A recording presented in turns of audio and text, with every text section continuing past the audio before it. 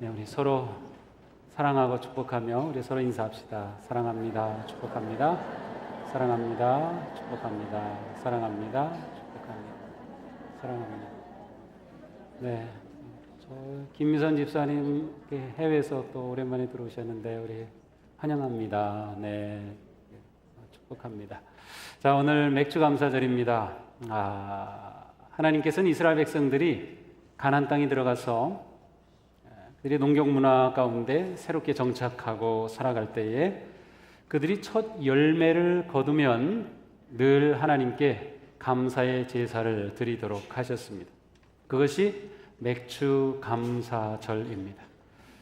우리도 예전 농경 문화권에 있을 때 우리가 농사지며 살았을 때는 그렇게 이 맥주 감사절을 보내는 것이 굉장히 의미가 있고 또 이렇게 다가왔는데 요즘은 우리가 이렇게 농사를 지어서 생계를 꾸리며 살아가는 분들은 우리 교회 거의 전혀 없는지 거의 없습니다.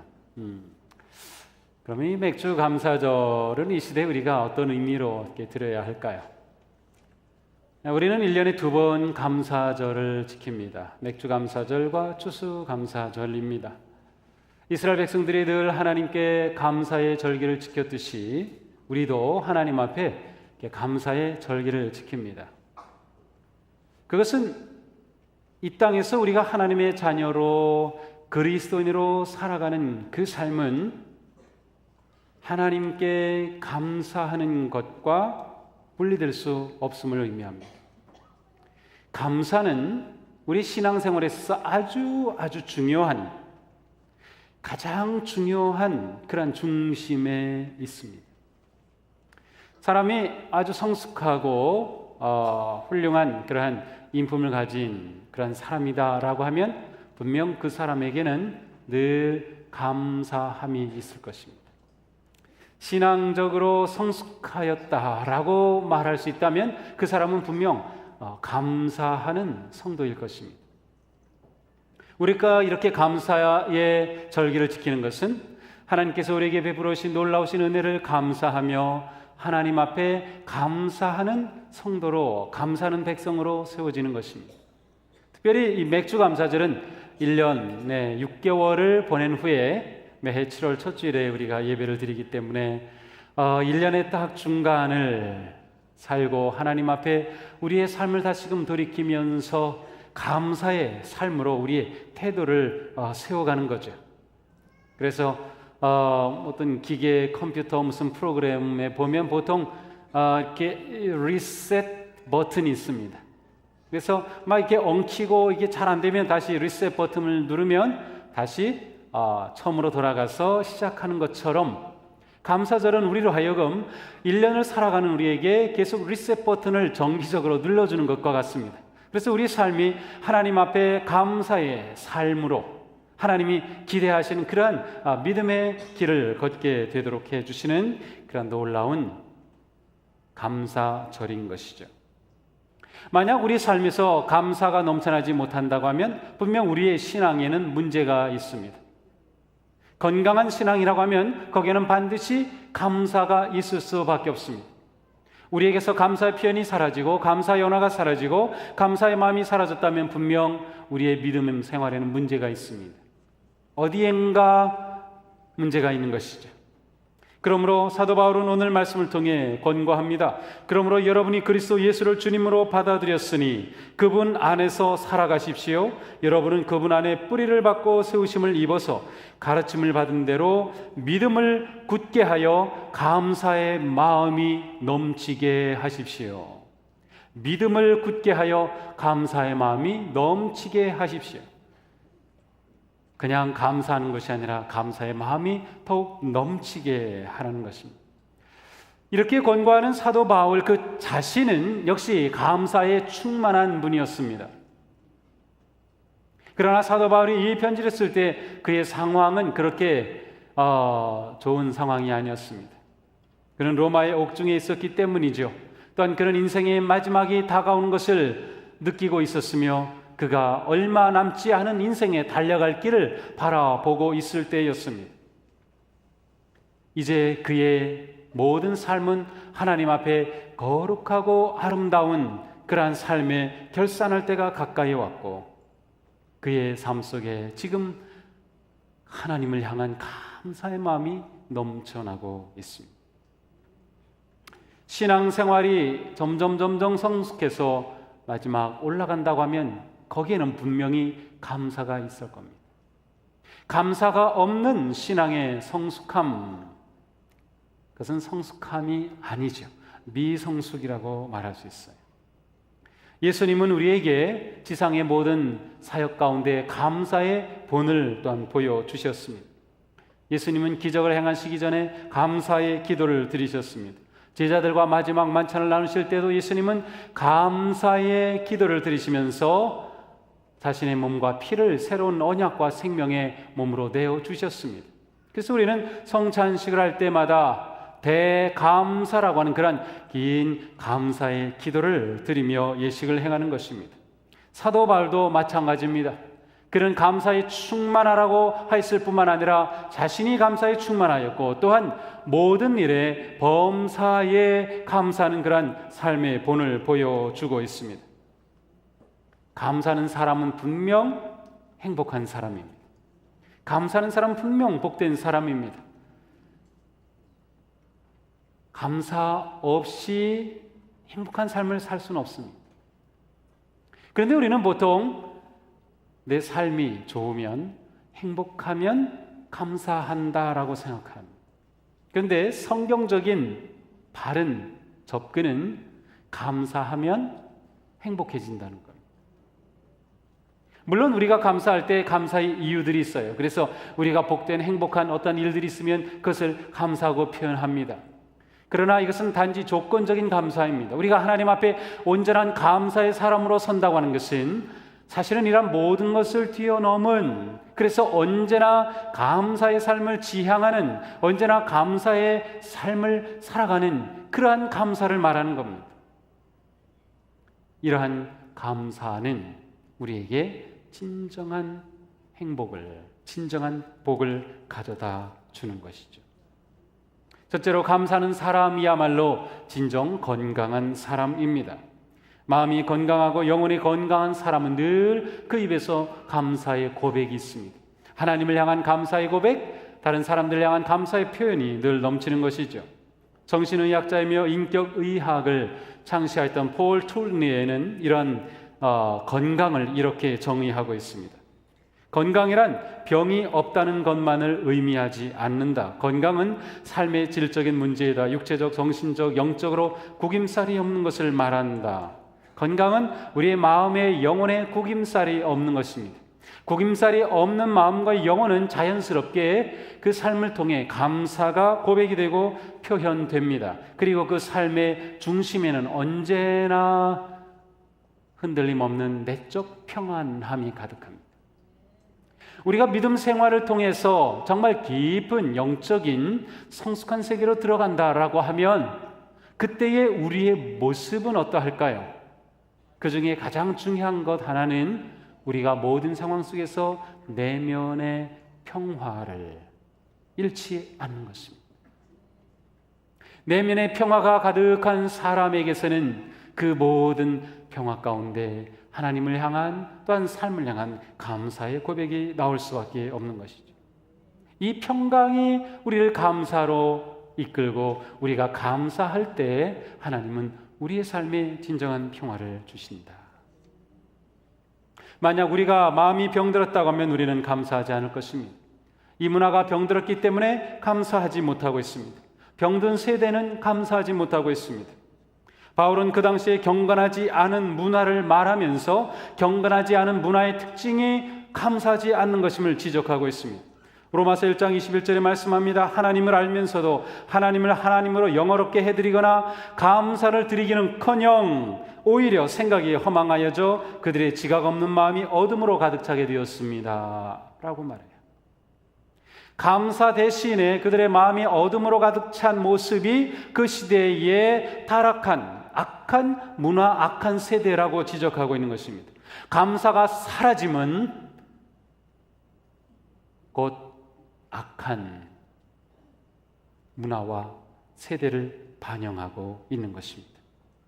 하나님이 없는 사람들, 그리고 진정한 생명의 믿음이 없는 사람들의 특징은 감사치 아니하는 것입니다. 생각이 허망해지는 겁니다. 마음이 미련해지고 어두워지는 것입니다. 그러나 우리가 건강한 믿음의 사람이라고 하면 우리에게서는 자연스럽게 감사가 흘러나와야 합니다. 우리는 건강을 위해서라면 무엇이든 하죠. 하나님은 우리의 몸을 놀랍게 만드셨어요. 그래서 우리 안에는 내적인 치유의 능력이 있습니다. 회복의 능력이 있습니다. 우리가 감기에 걸렸지만 사실은 휴식하고 잘 쉬면서 먹고 마시고 이렇게 우리의 건강을 돌보면 굳이 약을 먹지 않아도 우리의 몸은 회복하게 되어 있어요. 뼈가 부러졌지만 잘 데워놓으면 하나님께서는 그 뼈가 다시금 붙도록 우리의 치유, 회복 능력을 놀랍게 만들어 놓으셨어요. 우리 몸에 세균이 들어와도 넉넉히 그것을 이겨낼 수 있는 면역 체계를 만들어 놓으셨어요. 그러나 우리가 과로하고 스트레스가 쌓이고 우리의 몸을 학대하면서 우리의 몸은 망가지고 또 건강도 잃게 되곤 합니다. 감사가 없다고 하는 것은 그 삶이 건강을 잃어버린 것입니다. 건강한 전인적인 삶은 그 안에 반드시 감사가 들어있는 것입니다. 우리가 감사하지 못하는 것은 우리의 영과 우리의 마음이 어디엔가 문제가 일어난 것이죠. 우리가 살아가면서 감사하게 되는 것은 어떤 상황 때문이 아니라 사실은 우리가 가지고 있는 마음으로부터 나오는 것입니다. 우리의 눈은 보는 것을 보는 것이 아니라 우리 마음이 원하는 것을 봅니다. 따라서 똑같은 것을 보더라도 어떤 사람은 그 속에서 감사할 것을 보는가 하면 어떤 사람은 불평할 것만 보는 겁니다. 왜 그렇습니까? 그것은 그 마음이 그렇게 셋업이 되어 있기 때문에 그래요. 감사는 우리가 건강한 삶을 사는 아름다운 특징이며 또한 증거가 되는 것이죠. 우리는 이러한 그 감사의 삶이 우리의 삶을 전체적으로 건강하게 만든다라고 하는 것을 알아야 합니다. 근데 우리는 자꾸 우리 안에 있는 것들을 부정적으로 보는 경향이 있습니다. 긍정적인 것보다는 부정적인 것들을 자꾸 봅니다. 그래서 내게 없는 것, 내가 가지지 못한 것, 내가 잃어버린 것, 내가 실수한 것, 내가 하지 못한 것, 또 내게 있는 그러한 부정적인 것, 또 다른 사람에게서도 그러한 단점과 약점들을 보는 데에는 아주 익숙하지만 그 속에서 긍정적이고 밝은 것을 그러한 보는 훈련은 잘 되어 있지 못해요. 우리가 하나님 앞에 감사의 사람이 된다고 하는 것은 하나님께서 우리를 만들어 놓으신 그러한 원래의 건강한 모습을 회복해가는 매우 중요한 믿음의 결단인 것입니다. 또한 감사한다라고 하는 것은 우리가 하나님 앞에 우리의 모든 것을 기쁨으로 드리는 놀라운 것입니다. 우리가 예배 드릴 때의 예배는 무엇입니까? 그것은 하나님에 대한 감사의 표현입니다. 우리가 예배 자리에 나올 때 우리의 마음은 무엇으로 가득 차 있습니까? 정말 하나님의 은혜에 대한 감사로 가득 차 있나요? 아니면 삶에 대한 근심과 걱정과 두려움으로 가득 차 있나요?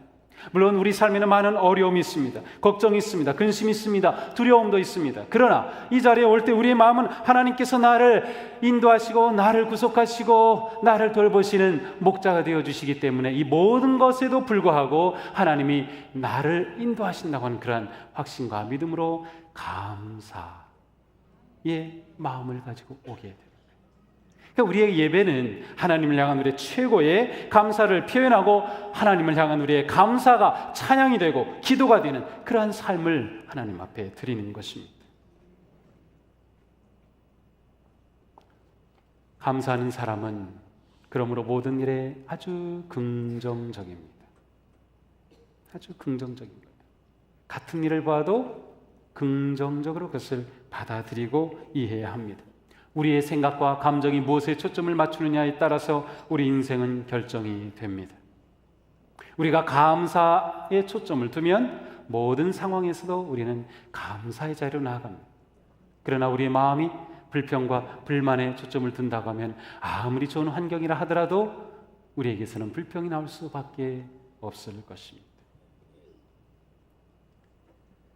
보통 단기 선교를 가면 그곳에서 아주 열악한 환경들을 봅니다. 어떻게 이런 곳에서 잠을 잘 수가 있을까? 어떻게 이런 곳에서 살 수가 있을까? 저도 지난번에 그 시닐로안 선교원 그 개원을 하면서 우리 교회에서 후원을 해서 개원을 하게 돼서 방문했었을 때 교회가 아주 작기 때문에 그 시닐로안 교회와 또 다른 두 교회를 한 목사님이 목회를 하고 계셨어요. 그분이 한 달 동안 그러니까 목회하시면서 한 달에 받는 그 사례비가 우리 돈으로 한 9만 원 정도밖에 안 됐어요. 사택이 들어갔는데 이건 사택이 아니에요. 글쎄요, 제가 그냥 팔을 뻗으면 조금만 움직이면 닿을 곳, 침대도 없고 그냥 바닥 위에 널판으로 만든 상자 같은 거 있고, 뭐라고 할까요? 그거는 정말 사람이 살 수 있는 환경이 아니에요. 근데 그것이 목사님이 주무시는 사택이랍니다. 바로 위에는 차들이 지나가가지고 그냥 밤이면 차가 들어가서 땅이 막 흔들려서 잠을 깨고, 근데 그런 것을 보고 나면 항상 느끼죠. 왜 내가 감사하지 못했을까? 왜 내가 감사하지 못했을까? 그렇게 한번 다녀오면 그래도 감사하는 마음이 그 영빨이 한 두세 달은 갑니다. 그러니까 이런 단기 선교는 좀 자주 가야 돼요. 기회가 될 때마다. 그래서 계속 우리 마음에 정말 내가 살아가는 이 삶의 환경, 내게는 이 조건, 우리는 보통 나보다 나은 사람들과 자꾸 비교하고 내가 없다, 부족하다, 자꾸 그렇게만 봅니다. 아니에요. 우리의 눈이 그렇게 셋업되어 있기 때문에 그래요. 감사는 상황이 결정하는 것이 아니라 우리의 마음의 태도가 결정합니다. 그러니까 우리는 누구나 다 얼마든지 감사할 수 있어요. 그 말은 누구나 다 복된 삶을 살 수 있다는 것입니다. 조건이 우리를 행복해 주는 게 아닙니다. 좀 편리할 수는 있을 겁니다. 우리가 믿음을 가지고 산다라고 하는 것은 바로 하나님께서 우리를 보시는 그 눈을 가지고 사는 겁니다. 하나님이 보시는 눈은 바로 긍정의 눈이고 은혜의 눈입니다. 우리는 이것을 보면 왜 이렇지, 이거 안 됐어, 막 그럴 때에도 하나님께서는 오히려 그것을 통해 일을 하시는 겁니다. 이것이 하나님의 마음이에요. 감사하는 마음은 모든 상황 속에서 하나님의 마음을 가지는 것이에요. 하나님의 눈을 가지는 것입니다.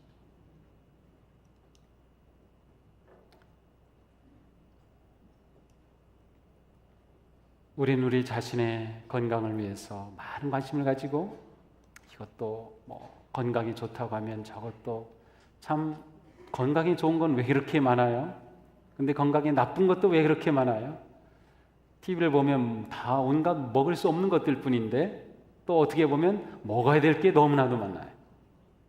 근데 우리가 놓치지 말아야 할 보약이 있어요. 뭘까요? 감사의 보약. 이 보약은 꼭 드셔야 됩니다. 매 끼마다 드셔야 됩니다. 공복에도 드셔야 됩니다. 식사하실 때에도 드셔도 좋습니다. 언제든지 감사의 보약을 잘 드시면 우리의 삶은 하나님의 은혜 하나 아주 복된 삶이 되는 겁니다. 제가 오늘 공짜로 처방전 드리는 겁니다. 네, 우리 한약 먹고 아주 건강해지고 회복되는 분들이 많이 계신데 저는 다 공짜로 감사의 보약을 처방전을 드립니다. 오늘 이 자리에 나갈 때 다 가지고 와서 싸두지 마세요. 매일매일 잘 다려서 드세요. 네, 제가 또 하나 처방전 드립니다. 바로 감사의 안경입니다.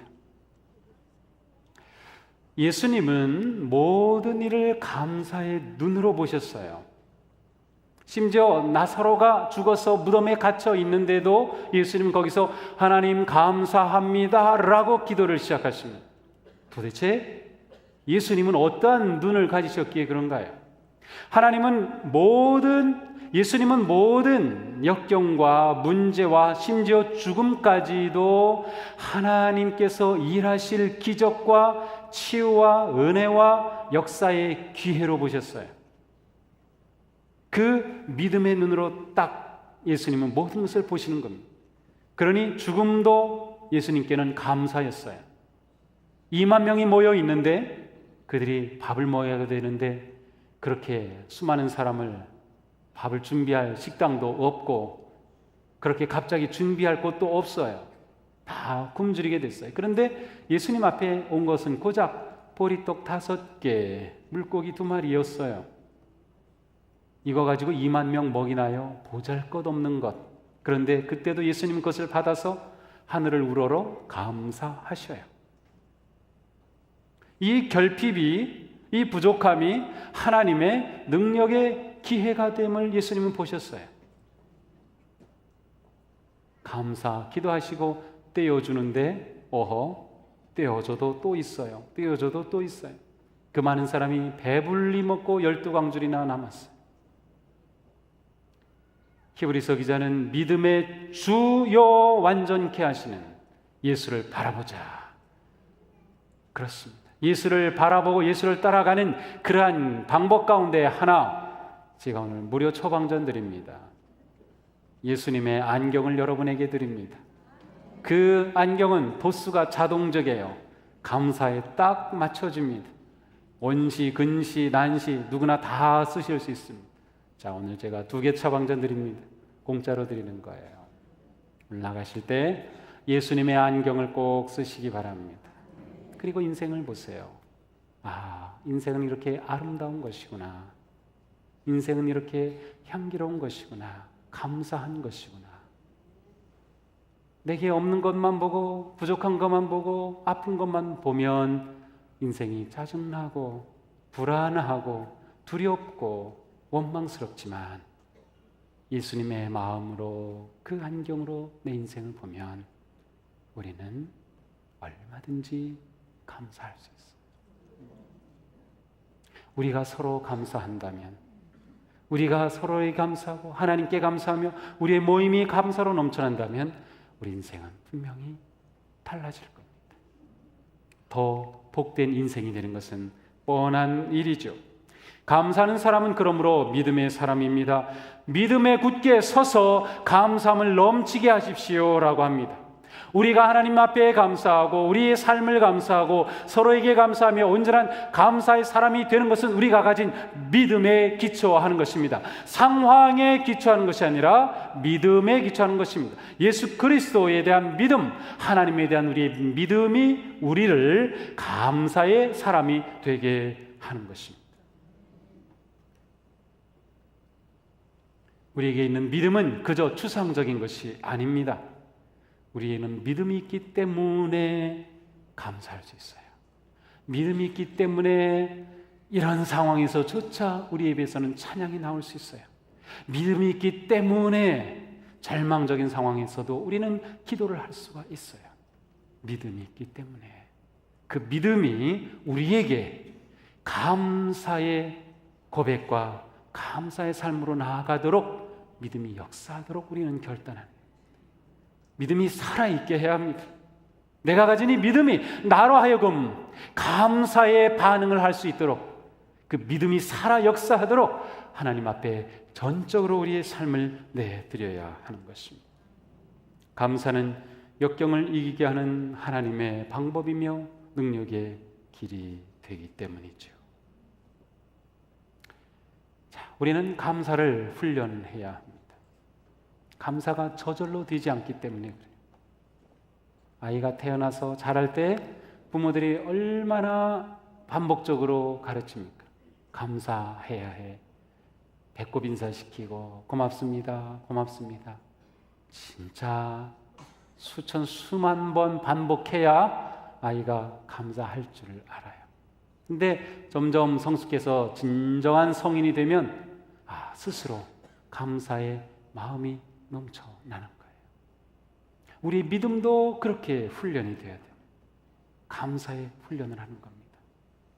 이 한 주간 우리가 살아가면서 내가 감사할 것이 무엇인가를 볼 수 있는 믿음의 안경을 쓰고 모든 상황에서 계속해서 감사의 보약을 잘 드셔서 한번 감사가 그 어느 때보다도 넘치는, 그래서 감사로 믿음의 꽃을 피우는 그러한 한 주간이 되기를 바랍니다. 자, 이 시간 여러분 마음에 결심하셔야 됩니다. 내가 이 한 주간은 감사하겠다. 그리고 누구에게 감사하든 어떤 상황에서 감사하든 나는 감사로 반응하겠다.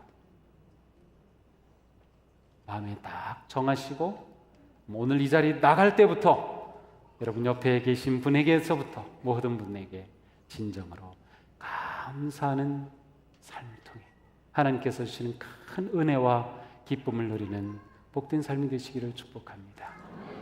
자, 한번 해봐요. 우리 옆에, 앞에, 뒤에 계신 분, 모르시는 분일 수도 있고 처음 보는 분일 수도 있지만 한번 감사를 표현해 보세요. 옆에 앉아주셔서 감사합니다. 함께 오셔서 감사합니다. 우리 한번 감사를 표현해 보시기 바랍니다. 감사합니다. 손도 꼭 잡아주시고 감사합니다. 감사합니다. 감사합니다.